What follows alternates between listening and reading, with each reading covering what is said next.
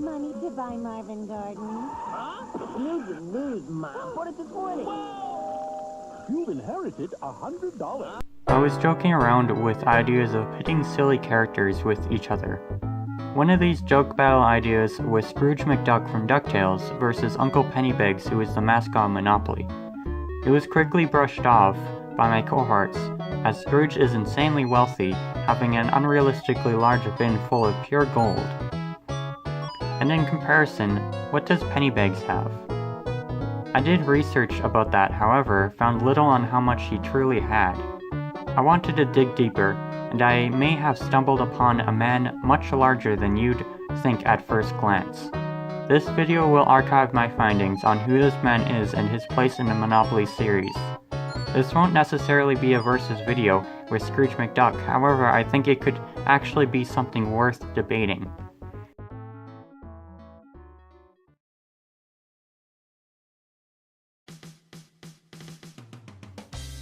Uncle Pennybags is a leading expert on the world's most popular board game, Monopoly, and has been since 1936.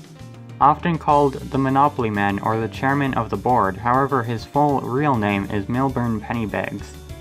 Born in Atlantic City in an unspecified year, he lives with his wife Madge, who frequently babysits nephews Andy, Randy, and niece Sandy. In most occurrences, Pennybags will interact with the players. He is always there, guiding each player indiscriminately. He advises the player on how he makes it big, which is to buy real estate and take chances. Pennybags has definitely taken chances, some that landed him in jail. This, though, does not stop his empire, as with the rules of Monopoly, you still make income from your real estate when in jail. Despite the amount of convictions against Pennybags, he is able to shrug them off with his get-out-of-jail-free cards, which the players of Monopoly occasionally get to use when they need to. There are a few assumptions of who Pennybags' role in Monopoly is. One being that he is the banker. I was thinking this myself for a while. However, a commercial I found has debunked this. Banker man. As the banker, he hasn't given back the right amount of money, even once. Is this intentional? If not capable of simple math, shall we get a machine to do it for you? The commercials and autobiographies may say some stuff about the rich Uncle Pennybags, however he still does keep a lot secret. This is where the publicity news company Forbes comes into play. They have been following Pennybags as far back as 2006, and has given us the scoop on his life throughout these years. Could just be news being news, but it could be a lead on knowing his biggest secret.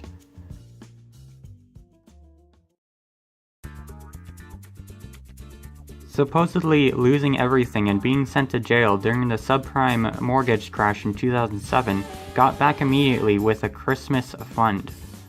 Must have been a really large fund to allow him to get back nearly everything. He isn't off the hook yet though, as in 2011, after many scandals and threats of losing it all again, his monopoly would be taken over by the players who have been circling, or rather squaring near him for over 75 years. From the looks of it, Pennybags is doing terrible. But he does come back. Easily, actually. Despite his scandals, his constant convictions, he gets back. How? The staggering amount of times he shrugs off a prison sentence, committing tax fraud, dodgy business practices, and misappropriating funds from a few suspicious number of bank errors. I must again ask how he gets away with this. Or maybe a better question is, who are the players? The players. I'm talking about the Top Hat, Battleship, Race Car, and the Scottish Terrier.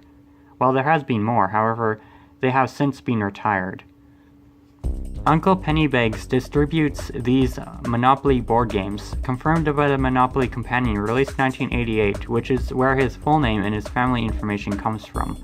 He distributes them to these players, and guides them while they obtain more monopolies. Looking at all of this, these players can't simply just be some entrepreneurs that Pennybags is helping out. There must be an ulterior motive. Hear me out when I say that the players could be part of a much larger web of monopolies. What I'm thinking is that Mr. Hat, Mr. Car, Miss Dog, and Senior Battleship are being used as a money laundering scheme by Uncle Pennybags to avoid prison and bankruptcy. Forbes estimates that his net worth is $1.2 billion, which is much, much lower than Scrooge McDuck's. But with his shadow network of players, the number could be very much more, and much more difficult to calculate. By the way, have you realized it yet? You are aware this doesn't just cover Atlantic City, where the board game takes place on, right? Think about the 75-plus legacy this string of Monopoly has had. Kansas City, New York, Texas, Canada, the United States Army. And this is just scratching the surface. The players are helping him rule the world. He has even attempted to own Disney. Wait. Scrooge McDuck. Something happened here. The result of this game is a crossover with Pennybags and the players, as well as Scrooge and Disney. What happened here? Who initiated the deal? Who is the upper dog in the deal? Scrooge is on the money.